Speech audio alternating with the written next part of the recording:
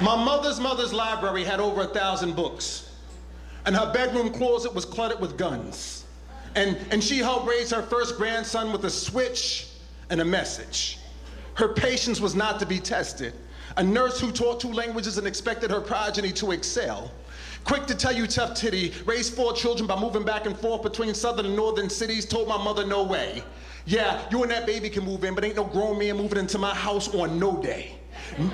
No pity. Bosom was warm, but the gangster was gritty. Pretty girl, piano player, singer, matriarch, cared for her parents for years while secretly dying of cancer, but still never let anything tear her family apart. My grandmother, Eula English, was my heart.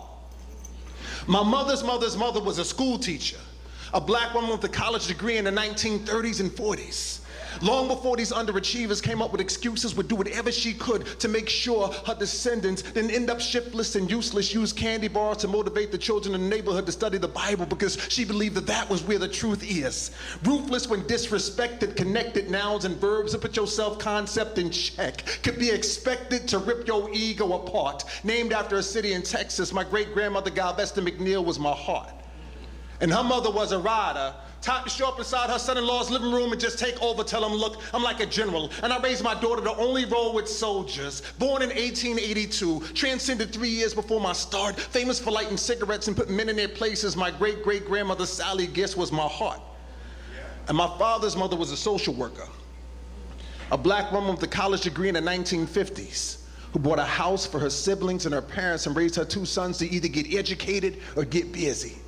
Told her husband, if I'm going on vacation, you could best believe my grandchild is always coming with me.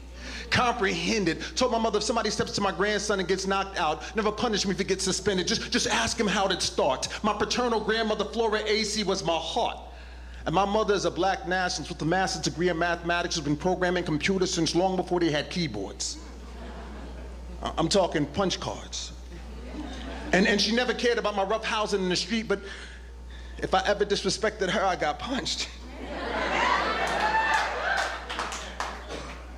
Hard. And then hit with switches till I blacked out like them computer glitches. And if I came home with B's, she would make me study more to ensure I get the picture. Like tons of megapixels, she developed me to be sharp. Still my favorite person in the world. My mother, Jacqueline Acey, is my heart. I'm a father to my son. And I've been one since the beginning, but every advantage I've ever given him has been the product of 5 women.